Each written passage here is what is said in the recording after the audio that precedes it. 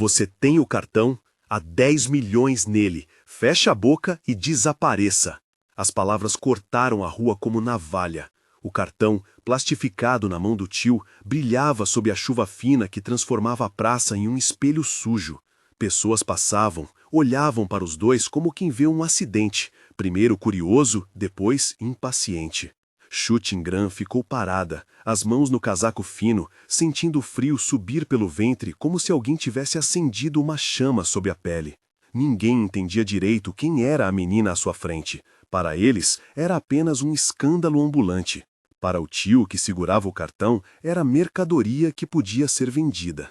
10 milhões e nós sumimos com a história. Sem escola, sem processos, sem vergonha na nossa porta. Ele repetiu, como se recitasse um contrato que nunca assinara.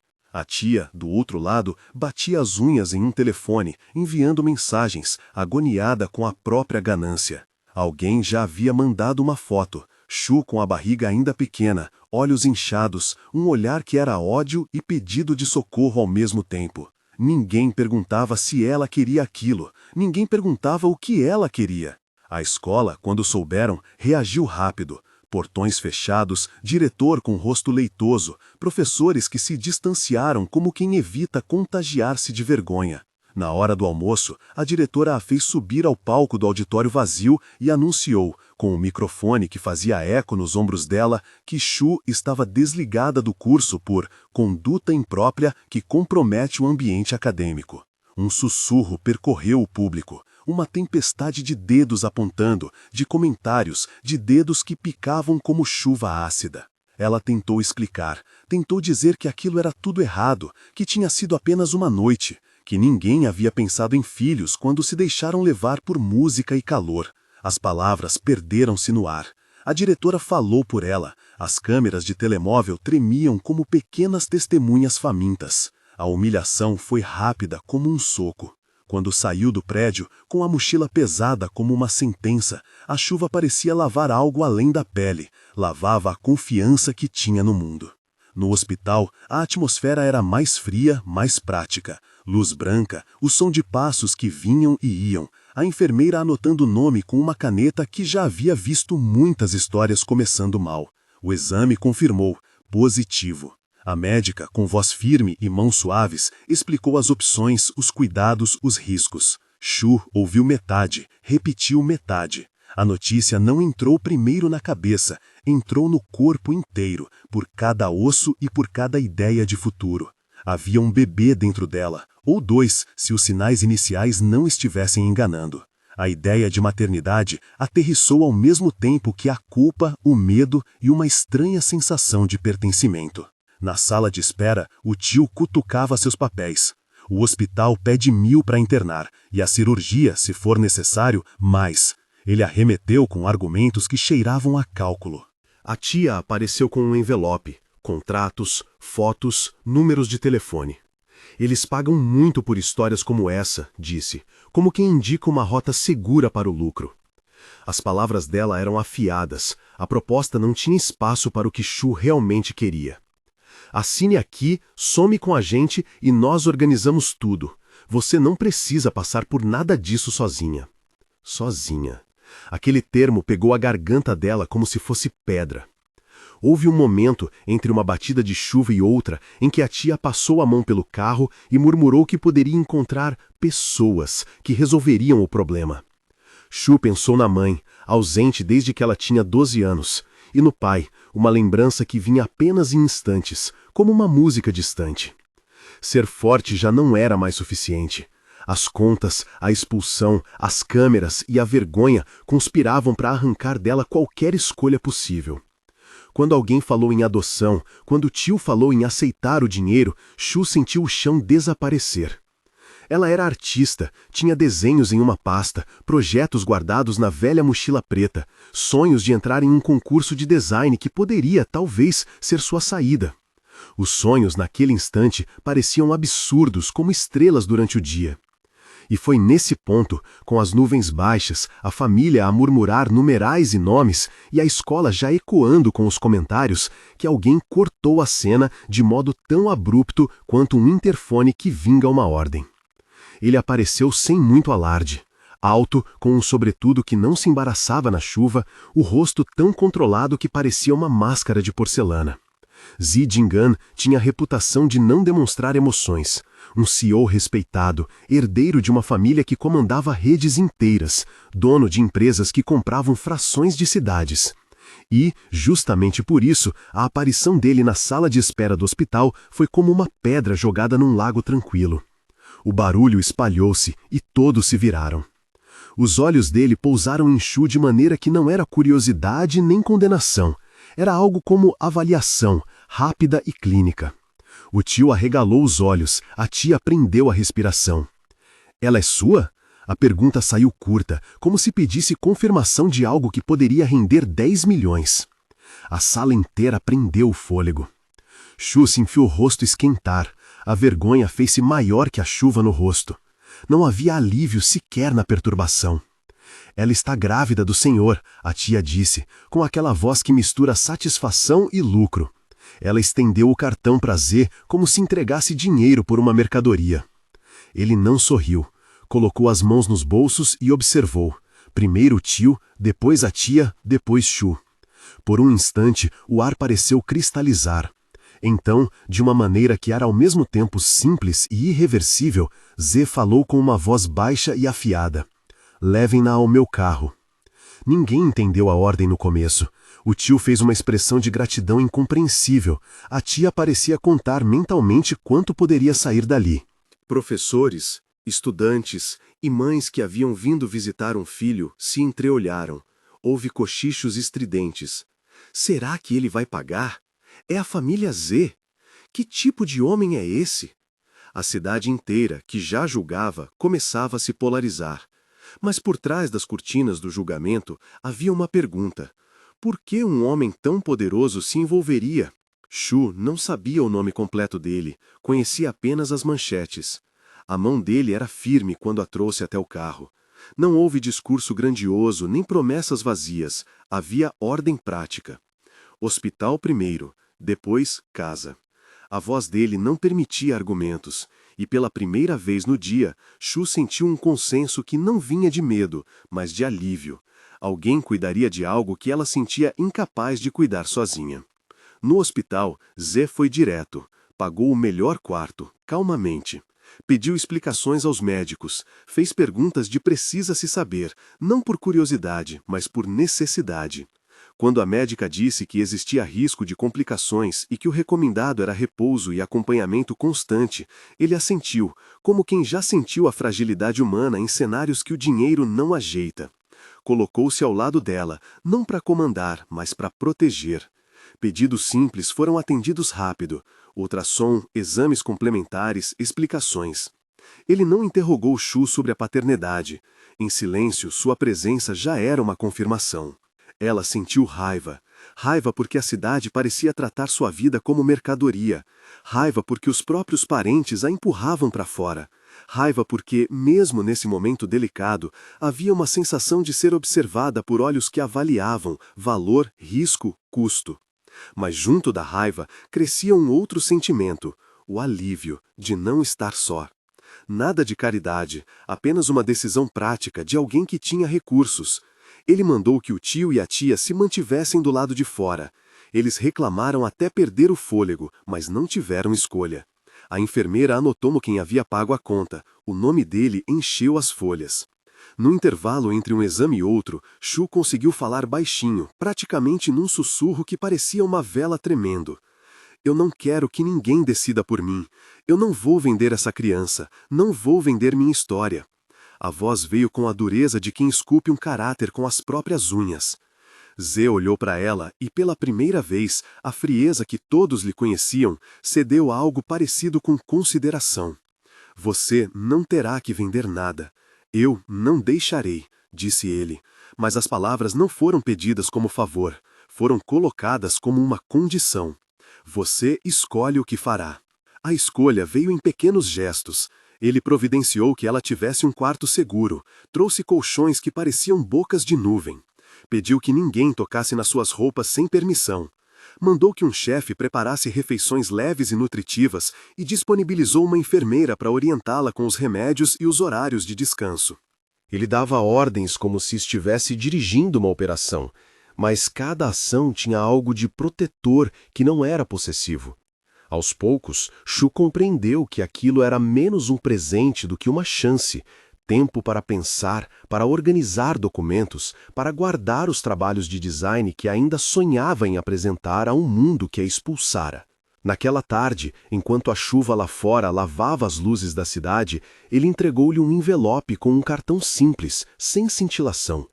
Use isso apenas para o que precisar: estudos, consultas, moradia. Ao abrir, ela sentiu calor nas mãos. Não era só o valor que importava, era a escolha que vinha com ele. Z se aproximou então de modo diferente, como se respeitasse a linha tênue entre apoio e posse. Não quero que me sinta como favor, disse. Quero que saiba que pode contar com recursos para manter sua carreira. Comissões, inscrições, materiais. Eu não tomarei suas decisões. Apenas eliminarei os obstáculos que o dinheiro pode tocar. Ela se recusou a aceitar tudo sem condições. Não quero viver como se tivesse uma dívida, falou. Não quero que pense que paguei por essa criança. Havia firmeza em suas palavras. E ele concordou, com aquela calma que já havia silenciado tantas salas de reunião. Você terá autonomia e suporte, nada mais, nem menos. Na mansão, entraram por um portão que fechou com um clique tão seco que parecia uma sentença de silêncio ao mundo exterior. O contraste com o hospital era absoluto. Lá, tudo era branco e odores de remédio. Aqui, o corredor parecia um abraço arquitetônico. O quarto que prepararam para ela tinha janelas amplas e cortinas cor de pêssego. Havia um armário com vestidos que não combinavam com o mundo dela, sapatos limpos e uma mesa com cadernos novos e uma caneta elegante. Em cima de tudo, um bilhete do avô Z, o patriarca, cuja fama de afeto discreto vinha de histórias que circulavam entre executivos.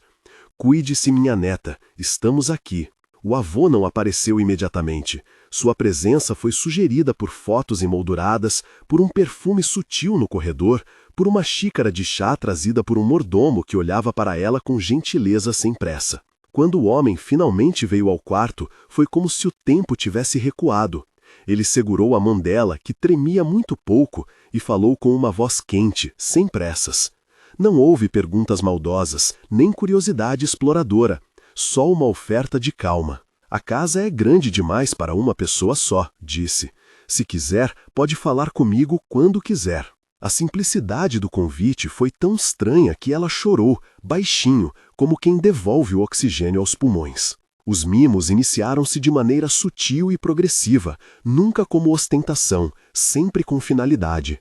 Z trouxe livros sobre maternidade, discos com músicas suaves, um kit de exercícios leves recomendados pela fisioterapeuta que ele mandara. O chefe preparou sopas e conselhos. Um estilista foi chamado apenas para trabalhar em roupas que permitissem que ela se movesse, criasse, dormisse. Não eram presentes vazios, eram ferramentas. O cartão, que ela guardara na carteira pequena, significava que se os materiais de que precisava, tecido, computador, softwares caros, existissem, ela teria acesso. A oferta que o CEO fazia era simples. Ele fecharia portas e abriria outras, mas o conteúdo das escolhas dela permaneceria dela. Os dias seguintes foram uma estranheza de rotinas. Exames, repouso, aulas que ela seguia por videoconferência numa mesa de canto, momentos em que desenhava rabiscos que transformavam-se em projetos. Em silêncio, ela começava a desenhar uma coleção pequena para um concurso universitário que se aproximava. Havia um fio de esperança que vinha com o lápis tocando o papel.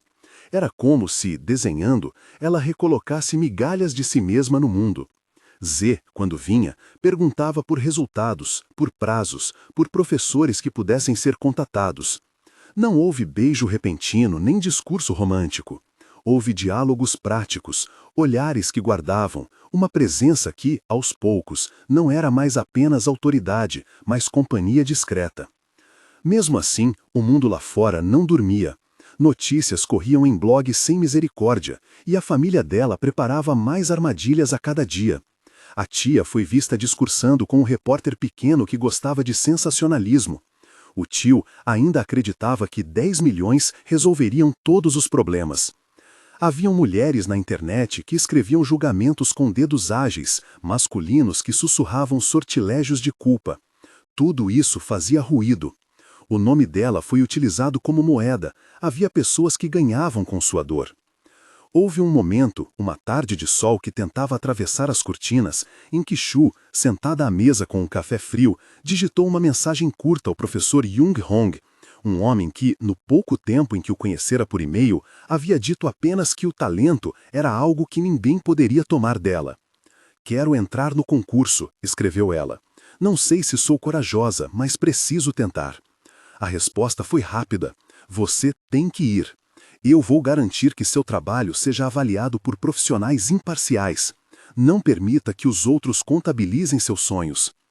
Z ouviu parte da conversa e, sem invadir, colocou apenas uma mão sobre o ombro dela. Não disse nada que minimizasse seus temores. "Se decidir, eu servirei como seu patrocinador de inscrição", falou apenas. Não houve assinatura de posse no gesto. Era uma oferta, como colocar uma escada contra uma parede íngreme. Shu sentiu que aquela era a primeira vez em semanas que fazia algo por si mesma, que não era apenas reação ao ataque. Desenhar, inscrever-se, disputar honestamente, era uma atitude de quem decide não aceitar o roteiro que os outros escreveram para si. Mas as sementes da violência social e da conspiração foram plantadas bem antes. Em silêncio, olhos atentos começaram a mapear cada movimento dela. No estacionamento da mansão, uma van branca passou algumas vezes demais. Na noite em que decidiu enviar sua inscrição, o servidor que guardava seus arquivos hesitou. A pasta com sua coleção, aquele arquivo que penara meses para produzir, abriu-se com alguns cliques e... não estava lá. Em vez do arquivo, uma mensagem curta: "Arquivo não encontrado." A tela piscava, como se zombasse. Shu respirou fundo, como se o ar no quarto tivesse virado gelo. Ela tentou recarregar, verificar backups, telefonar para o serviço técnico que havia sido enviado por Z, mas, enquanto fazia isso, um e-mail anônimo ingou na tela do seu telefone. A notificação não vinha com elogios. O remetente havia se protegido por camadas, mas a mensagem era direta. "Não deixe que seu talento nos roube. Lembre-se de onde veio. Lembre-se do preço." A assinatura era apenas um nome falso. O coração dela acelerou. Tudo vinha rondando com mais precisão do que acaso. Alguém queria que ela saísse de cena. Alguém tinha interesse em que os projetos desaparecessem, que as provas sumissem, que sua reputação fosse corroída. Z entrou no quarto enquanto ela lia a mensagem. Sem alarde, pegou o telefone com a calma de quem já enfrentara ameaças, e sorriu de maneira que não era exatamente conforto, mas promessa de reação.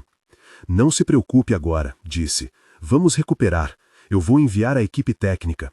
Se alguém mexeu nos seus arquivos, vamos descobrir." E sobre as mensagens, ele assentiu, os olhos duros. "Isso tem a ver com quem quer controlar a narrativa, não com você." Ela queria acreditar, precisava acreditar, mas havia um resto amargo. Como lutar quando as regras do jogo estavam sendo reescritas às escondidas? Como se concentrar em criar quando o próprio campo onde se plantou era batido por tempestades de maldade? Ainda assim, enquanto olhava para os escombros digitais, Shu sentiu algo que já não era apenas medo, era determinação. Se os arquivos haviam sido apagados, haveriam backups físicos, fotos de rascunhos, provas do desenvolvimento de cada peça. Ela sabia onde guardaria as evidências, tinha guardado rascunhos, desenhos, folhas com anotações em canitas coloridas. Alguém que criava com as mãos aprendia a ser cuidadosa. Ela iria provar. Z passou a noite no corredor, perto da porta, com os aparelhos ligados e a equipe de segurança em alerta nas telas. A mansão, que era símbolo de poder e reserva, transformara-se na fortaleza provisória de uma jovem que recusava-se ser reduzida a produto. Lá fora, a chuva limpava as calçadas. Lá dentro, a internet traía e alguém sussurrava chantagens. Entretanto, havia um fio novo.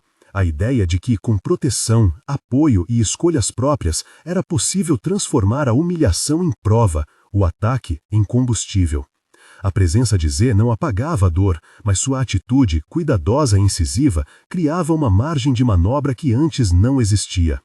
Na madrugada, enquanto a cidade dormia, ou fingia dormir, Shu pegou um lápis e começou a desenhar novamente. O papel parecia mais corajoso que ela. Linha após linha, as formas surgiam com a certeza de mãos que não aceitavam ser silenciadas. O desenho não era apenas um trabalho, era resistência. Quando o sol começou a desfiar as cortinas pêssego, há um recado que entrou por baixo da porta. Uma folha de jornal velha com manchete escrita em tinta que havia passado pelas mãos de um repórter desesperado. O título gritava algo como "Filha de sem-abrigo seduz magnata?" O ponto de interrogação era perverso. O subtexto era condenação. Shu rasgou o jornal com os dedos, não mais chorando. Havia algo de quebrado no mundo lá fora e algo de materialmente frágil em seus atacantes. Ela pensou em enviar sua inscrição para o concurso com uma carta anexada, contando sua verdade e pedindo julgamento justo. Pensou em ir à delegacia para registrar as mensagens anônimas, mas sabia que isso exigiria provas, e provas ainda estavam desaparecendo. Pensou em sua arte como refúgio. Pensou em Z, naquele homem de olhar implacável que andarilava pelos corredores da casa como um cão velho e fiel. Quando a manhã se abriu, a primeira ação foi prática: encontrar os rascunhos perdidos e reconstruir os arquivos. O técnico encontrou pegadas digitais que não pertenciam a nenhum membro da família, indícios de uma invasão calculada, não um erro de servidor. Havia provas de que alguém apagara intencionalmente os arquivos. A cena que começava a se compor já não era apenas de humilhação, era de conspiração. E conspirações necessitam motivos e facilitadores. Quem lucraria com a queda de uma jovem designer? Quem tinha interesse em transformá-la em notícia descartável? Shu, por sua vez, não queria que a história fosse apenas sobre dor. Queria que fosse sobre sobrevivência, criação e senso estético. Queria que, no final, seus desenhos falassem por ela. Enquanto o sol limpava o corredor, levantou-se da cadeira com o lápis ainda na mão e foi até a janela. A cidade estava viva, tão cruel quanto compassiva em seus instantes. A mansão, por sua vez, era uma ilha de proteções dispostas para evitar que o mundo a esmagasse. Mas nem mesmo a ilha era invulnerável. Alguém a olhava com intenções. Antes de decidir o que faria em seguida, ela precisou ouvir uma última coisa daquele que a trouxera ali. Z veio até a janela e encostou-se levemente ao vidro, não a ponto de invadir, apenas o suficiente para que sua sombra tocasse o chão perto dela. "Você vai precisar ser forte", disse ele, sem sentimentalismos. "Mas eu não preciso que o seja sozinha." As palavras foram ditas com um tom que não pedia gratidão. Era uma oferta contínua de suporte que não se confundia com controle. Shu respirou fundo. Havia ainda muitas perguntas no ar, sobre a origem da conspiração, sobre os motivos da família, sobre o que realmente aconteceu naquela noite que mudara tudo. E respostas demorariam a chegar. Mas havia algo que ela podia fazer agora: reescrever a sua própria visibilidade. Ela voltou ao estúdio improvisado no quarto cor de pêssego. Tirou os cadernos antigos, as fotos de etapas, os rascunhos que ninguém poderia apagar. Começou a refazer peças, desta vez com mais cuidado ainda em documentar cada etapa. Tendo observado o que se perdera, estabeleceu backups físicos e digitais em lugares distintos. Telefonou para o professor Jung Hong e pediu que testasse os mecanismos de submissão do concurso, solicitando assessoria para garantir que a prova de originalidade de seu trabalho fosse a prova de manipulações. Ele prometeu. "Não vou permitir nenhuma injustiça", disse. "Se for necessário, eu apresentarei testemunhos e guardarei todas as etapas do processo." Era o tipo de rede que uma garota de origem humilde raramente possuíam, mesmo assim, por fim, ela aceitava. Quando a tarde caiu, uma figura entrou pela sala com um olhar que misturava curiosidade e algo como desconfiança. Shen Pianpian era conhecida nas colunas sociais, elegante, de sorriso estudado, com carteira de contatos e linguagem que parecia calibrada para ferir sem sujar as mãos. Ela olhou para a jovem com um interesse que não escondia o entretenimento. "Então é você?", disse, os dentes mostrando-se em uma expressão que poderia ser amizade ou lâmina. Shen ria com uma voz lixada de ironia. Ela gostava de humilhar com leveza, como se espinhos colados a pétalas criassem o suficiente de sofrimento. Shu não queria brigar, não queria mais que sua vida fosse palco de provocações, mas a presença de Shen foi um lembrete claro. Entre os olhares que a protegiam e os que atacavam, havia ainda os que observavam por prazer. A cidade, por vezes, alimenta-se do sofrimento alheio como se fosse um espetáculo. Ao cair da noite, enquanto a mansão se aquietava e as luzes de emergência piscavam discretas, Shu fez uma escolha. Reuniu os rascunhos e, por precaução, entregou cópias a 2 pessoas de confiança, o professor e um amigo de infância, Jing Yan, que sempre acreditara nela. Jing Yan apareceu naquela noite com um saco de chá e um olhar que dizia: mesmo que o mundo tente, não te deixarei cair sem lutar. Ele prometeu guardar os originais, colocá-los em locais distintos. Era um gesto pequeno, mas naquele momento parecia um fortim contra a maré. Antes de dormir, um último aviso veio do corredor, uma foto enviada por alguém cuja identidade ela ainda não sabia. A imagem mostrava Shu e Zé em um bar, num momento privado, em uma noite que agora era narrada como algo diferente pelas vozes públicas. Alguém havia tirado a foto de propósito e a usava como prova de um roteiro já escrito. A imagem era nítida demais. A cidade, faminta por histórias, já mastigava as bordas da verdade.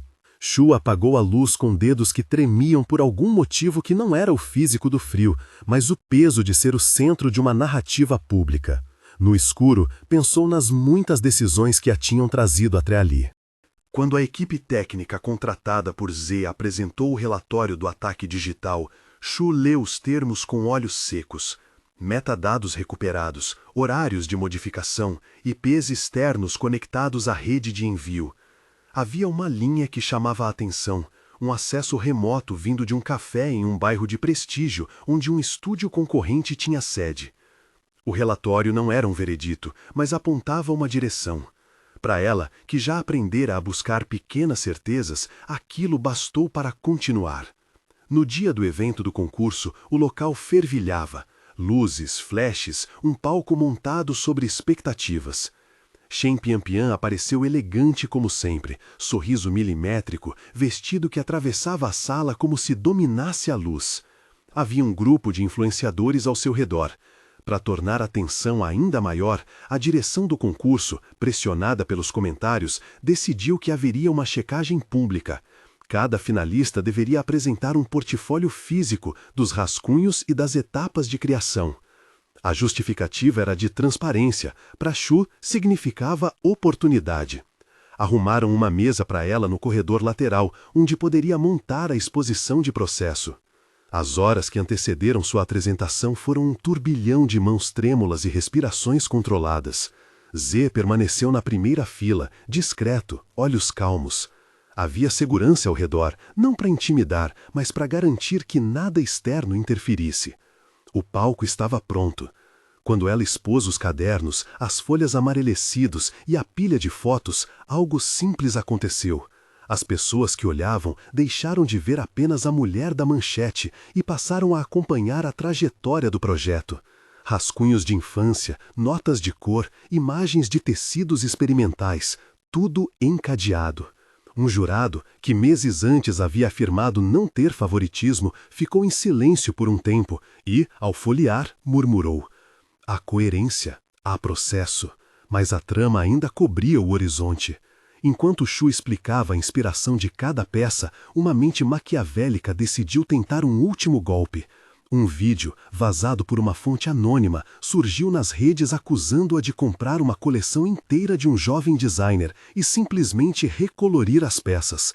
A narrativa era rápida, com cortes e legendas sugerindo falso autoral. Naquele momento, Shu sentiu um frio constatar. O jogo não era apenas sobre prova técnica, mas sobre quem contava a história. Z, entretanto, movia-se com a mesma frieza calculada que o definia. Ele pediu uma pausa, aproximou-se do palco e, sem cerimônias, solicitou que um especialista em perícia de design fosse chamado. Era uma atitude que muitos interpretaram como intimidação, mas que teve um efeito prático. A equipe do concurso, ciente das possíveis repercussões legais, aceitou. Peritos foram convocados e, em poucas horas, começaram a comparar padrões, linhas e a sequência dos rascunhos com a suposta coleção comprada. A perícia não se deixou levar por narrativas. Trabalhou com datas, arquivos recuperados, fotos de desenvolvimento que foram apresentadas como prova incontestável de originalidade. Enquanto isso, a investigação de Z seguia em paralelo com a defesa. Contratou especialistas em segurança digital que mergulharam nos rastros eletrônicos daquele vídeo. O caminho trouxe algo que ninguém esperava: uma transferência bancária com origem rastreável, feita pouco antes do vazamento para uma conta que, por sua vez, tinha ligações com nomes ligados a um grupo de relações públicas especializados em crises. Ao aprofundar, a equipe encontrou um elo ainda mais pessoal. Uma pequena agência de mídia que vinha trabalhando com Shan Pianpian em parcerias comerciais havia recebido dias antes um depósito substancial de uma conta em nome de uma pequena firma ligada à família do tio de Shu. A coincidência formava um padrão. Z pediu que os advogados iniciassem uma notificação extrajudicial contra os envolvidos e, ao mesmo tempo, abriu um canal sigiloso para negociar com possíveis delatores. Ele sabia, pela própria experiência em negócios, que conspiradores raramente resistem diante da perspectiva de perda financeira e prisão. Ofereceu uma opção de leniência a um dos intermediários, o fator humano que poderia quebrar o nó. A oferta veio acompanhada de promessas, proteção legal para quem cooperasse e provas irrefutáveis em mãos. Após muita resistência, um dos mensageiros, um homem de rosto marcado pela culpa, cedeu.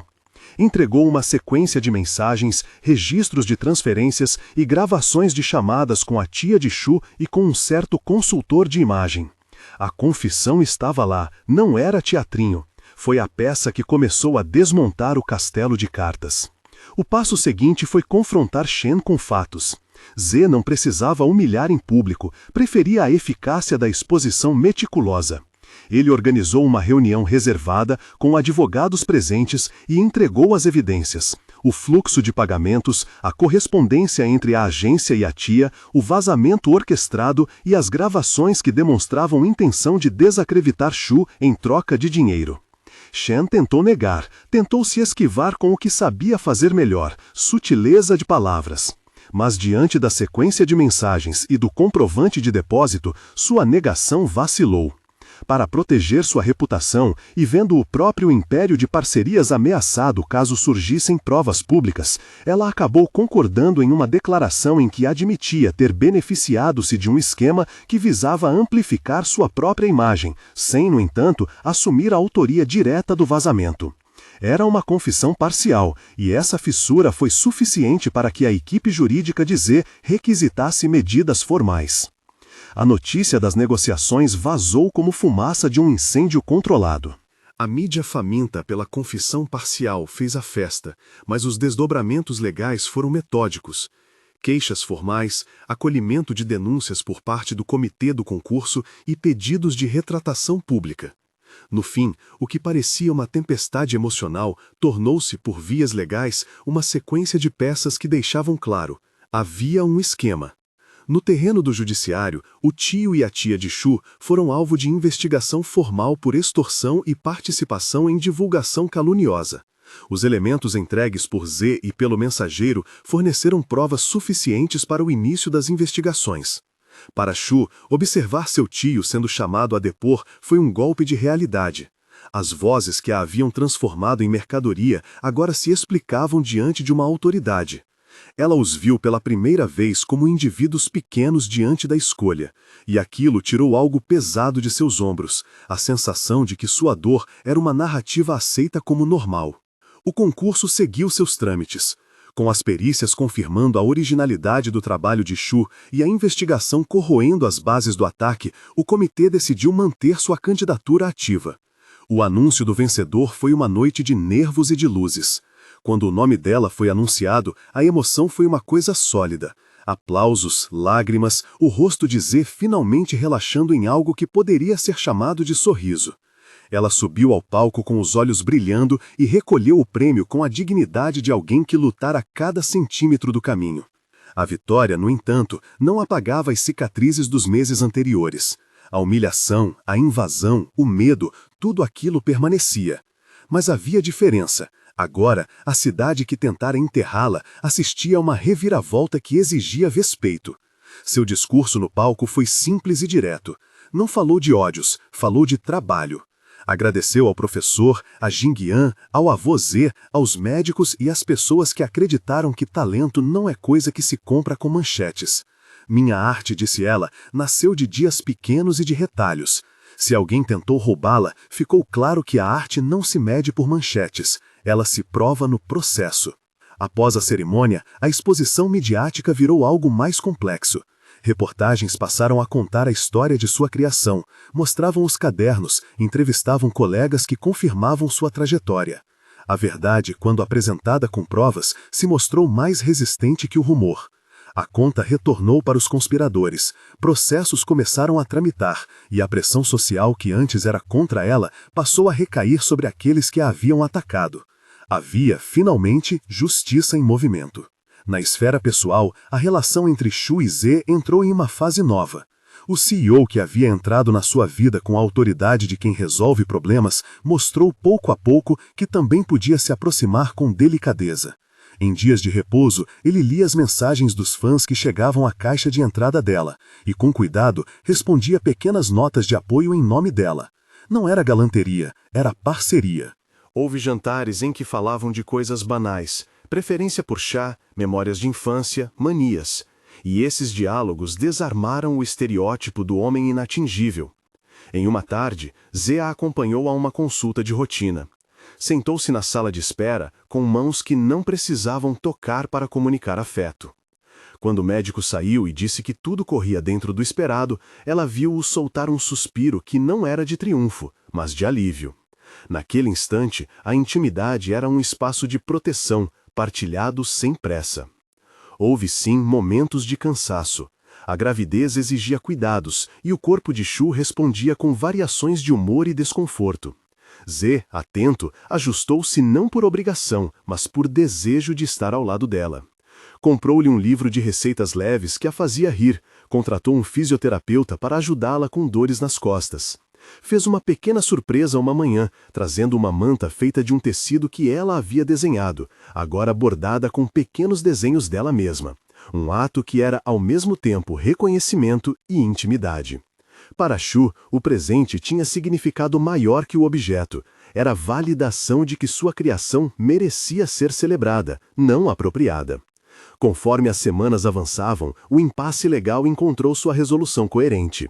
A tia e o tio foram formalmente acusados de extorsão e propagação de calúnia, processos que se arrastariam, mas que já tinham base sólida. A agência de relações públicas que recebera o depósito viu contratos rescindidos e Shen teve que lidar com perda de patrocinadores devido ao escândalo. Não foram punições teatrativas, mas consequências reais. Contratos cancelados, reputações fragilizadas, exigências de retratação pública. Para Shu, a sensação era de que a justiça não era uma vingança afiada, mas uma restauração lenta. Com a poeira baixa, era momento de reconstrução. O prêmio do concurso trouxe visibilidade e também recursos. Shu decidiu aplicar parte do valor na abertura de um pequeno ateliê colaborativo, num bairro que lembrava sua infância. Ali, ela poderia oferecer oficinas para jovens que não tinham acesso às facilidades do mundo do design. Zé apoiou a iniciativa financeiramente, mas ela insistiu em manter a gestão e a autonomia. "Quero que seja meu", disse ela, "não quero que seja um rosto na vitrine." Zé sorriu e aceitou com naturalidade. Para ele, apoiar a carreira dela era tão natural quanto proteger sua vida, uma extensão do afeto que crescia. Os meses seguintes foram um lento alinhamento entre pessoal e o público. Shu trabalhou, abriu espaço para seu estúdio e, com a ajuda do professor e de Jing-Yan, começou a aceitar encomendas. Havia um público que acreditou nela, e até clientes que antes mostravam hesitação, agora buscavam colaborar com a jovem designer que vira o jogo. Zé, por seu lado, manteve a discrição, apareceu em eventos, mas preferia oferecer oportunidades por trás das cortinas, contatos, indicações, artigos para financiar cursos. O avô Zê tornou-se uma presença constante, visitando o estúdio com um olhar orgulhoso e um bilhete sempre à mão: seja você mesma. A intimidade entre eles avançou com cuidado e consentimento. Houve um momento decisivo numa tarde de outono, quando Shu, cansada de reuniões e protocolos, sentou-se no jardim da mansão. Zê veio juntar-se a ela, trazendo 2 chás. Falaram de planos, de medos, de como seria possível conciliar a vida pública com a necessidade de privacidade do bebê. Ele colocou a mão onde ela gostava que tocassem, com leveza, e disse algo que não era promessa, mas desejo. Não quero que se sinta só em nada. Ela sorriu, corou, e naquele gesto simples encontrou a ternura que tantas vezes lhe faltara. Eles se beijaram pela primeira vez com a calma de quem se encontra depois de um longo trajeto. Foi um beijo de cuidado, não de posse. A partir dali, os momentos de afeto foram pequenos e decisivos. Conversas até tarde, partilha de playlists, a construção lenta de um lar que respeitava a autonomia dela. O nascimento aproximou-se com sua própria ansiedade. Havia medos médicos que os 2 enfrentaram com profissionais competentes. Em consultas, discutiam planos de parto, quem estaria presente, como seriam os primeiros dias. Zê deixou claro que respeitaria as decisões dela. Se ela quisesse uma equipe específica, ele providenciaria. Se quisesse evitar a exposição, ele garantiria a privacidade. Essa postura não era esforço coreográfico, era respeito. No fim, o parto foi sereno, cercado por profissionais e pelas poucas pessoas escolhidas. A equipe médica, Jing-Yan e o avô Zê, a distância respeitosa. Quando o primeiro choro preencheu a sala, o mundo que antes os julgava pareceu ao mesmo tempo distante e pequeno. Shu segurou o bebê nos braços, olhar que derretia atrás da força. Zê ficou ao lado, e nesse instante sua frieza dissolveu-se numa emoção que só o tempo poderia nomear. A notícia do nascimento trouxe uma onda de carinho que pouco tinha a ver com sensacionalismo. Havia congratulações, sim, mas também espaço para respeito. A partir de então, a vida ganhou um ritmo novo. Shu passou os primeiros meses em repouso e aos poucos retomou o trabalho, mas agora com um olhar que incluía a maternidade. O estúdio cresceu, tornou-se um pequeno centro de cursos e uma vitrine para sua criatividade. Ela contratou jovens designers, ofereceu bolsas e criou uma política interna que refletia as dores que vivera. Proteção a criadores, contratos claros, medidas de segurança digital. Seus antagonistas, por sua vez, sofreram consequências. A família que a atacara foi descredenciada por suas próprias ações. A tia e o tio, além de processos, viram-se isolados. Shen Pianpian, depois de um período de ostracismo midiático, tentou reconstruir-se pedindo desculpas públicas e apoiando iniciativas de ética no mercado. Uma tentativa de reparar que soou tardia, porém necessária. A cidade, que aprendia com suas próprias fomes por escândalos, começou a perceber que a verdade raramente se sustenta em manchetes rasas. Anos passaram com passos que não eram rápidos, mas firmes. Shu consolidou sua marca, recebeu convites para exposições, colaborou com marcas respeitadas e manteve o estúdio como espaço de formação. O bebê cresceu rodeado de carinho, aprendendo desde cedo que sua mãe era alguém que trabalhava com as mãos, que criava, que transformava retalhos em histórias. Zê assumiu um papel protetor e presente, sem tomar o lugar dela. Havia publicações que ainda se interessavam por detalhes da vida deles, mas a narrativa pública agora não ditava o tom dos acontecimentos. Chegou então um momento em que uma cerimônia simples se fez presente como necessidade de ambas as famílias. Oficializar laços, dar nome àquilo que existia. Não foi um casamento show, foi uma celebração íntima no jardim da mansão, com poucas pessoas, música suave e um toque de tradição. O avô Zê discursou com a voz que sempre confortava, falou de família escolhida e de responsabilidades. Shu, ao seu lado, segurou a mão dele e depois a mão de Zê, sentindo que a trajetória havia transformado dor em base.